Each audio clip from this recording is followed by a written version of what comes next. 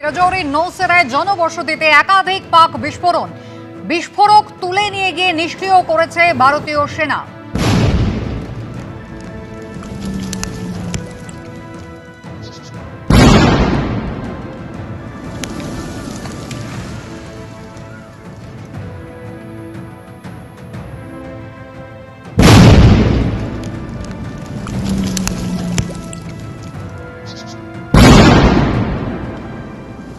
পহেলগাঁও কাণ্ডের পর দক্ষিণ কাশ্মীর জুড়ে একদিকে চলছে চিরুনি তল্লাশি, এনকাউন্টার, পুলওয়ামা ট্রালে সেনা জঙ্গি গুলির লড়াই, যেখানে ইতিমধ্যেই তিনজন এখনো যাদের খোঁজ চলছে, আর ইতিমধ্যেই এক জঙ্গির মৃত্যু হয়েছে সেনার গুলিতে। আর অন্যদিকে জম্মুতে সেখানে আজকে থেকে কিন্তু স্কুল কলেজ খুলছে। আমাদের দুই প্রতিনিধি সরাসরি শ্রীনগর থেকে আমাদের প্রতিনিধি সুকান্ত মুখোপাধ্যায় এবং জম্মু থেকে আমাদের প্রতিনিধি সন্দীপ সরকার। আমি প্রথমেই চলে যাব সুকান্তর কাছে।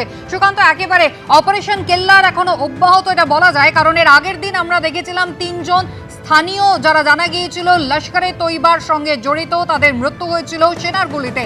আজকে এক জঙ্গির ইতিমধ্যেই মৃত্যু হয়েছে, আরো কতজনের খোঁজ চলছে? একেবারে দেখো, সেনা সূত্রে যেটা জানা যাচ্ছে যে ফের টার্গেট কিন্তু করা হচ্ছে দক্ষিণ কাশ্মীরকে, এবং এবারে কিন্তু দক্ষিণ কাশ্মীরের অনন্তনাগের ডিস্ট্রিক্টের মধ্যে ত্রাল এলাকাতে তার একেবারে স্পেসিফিক ইনফরমেশনের পরিপ্রেক্ষিতে সেনা এবং জম্মু কাশ্মীর পুলিশের স্পেশাল অপারেশন গ্রুপের তরফে এই অভিযান বা এই অপারেশন করা হচ্ছে, যা কিন্তু অপারেশন কেল্লারই অন্তর্গত। আমরা জানি যে ঠিক পরশু দিনকে সেদিনকে সোপিয়ানে অত্যন্ত গুরুত্বপূর্ণ এই জায়গা, যেখানে কেল্লার জঙ্গলের ভেতরে তিনজন লস্করি তৈবার জঙ্গিকে খতম করে রাষ্ট্রীয় রাইফেলস এবং জম্মু কাশ্মীর পুলিশ।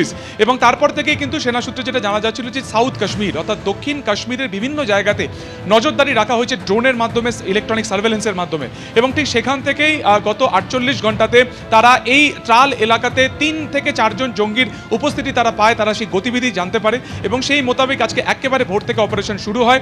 এই মুহূর্তে যেটা আমরা সেনা সূত্রে জানতে পারছি যে সেখানে একজনকে খতম করা হয়েছে, এনকাউন্টার করা হয়েছে, কিন্তু আরও 2 থেকে 3 জন তারা আশপাশে কোথাও লুকিয়ে রয়েছে।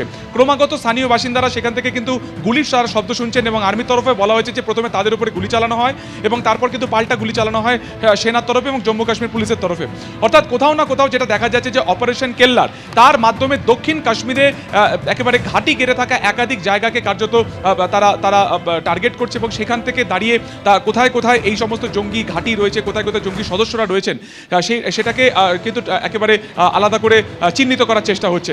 আমরা জানি যে ঠিক যেখানে দক্ষিণ কাশ্মীর রয়েছে, সেই দক্ষিণ কাশ্মীর অত্যন্ত গুরুত্বপূর্ণ ভৌগোলিক দিক থেকে, কারণ এখান থেকে 4 কিলোমিটার দূরে হচ্ছে পীরপাঞ্জাল রেঞ্জ, এবং সেখান থেকে আর 2 কিলোমিটার গেলে পাকিস্তান অকুপাইড কাশ্মীর। ফলত এটা অত্যন্ত গুরুত্বপূর্ণ এই সাউথ কাশ্মীর। ফলত আপাতত তালিকা বানানো হচ্ছে যে এই দক্ষিণ কাশ্মীরের যে জায়গাগুলো রয়েছে, পেহেলগাম, অনন্তনাগ, অবন্তিপুরা, ত্রাল বা সোপিয়ান, প্রত্যেকটা জায়গাতে এই তালিকা তৈরি করা হচ্ছে এবং স্পেসিফিক ইনফরমেশন গ্যাদার করার চেষ্টা হচ্ছে সেনার তরফে।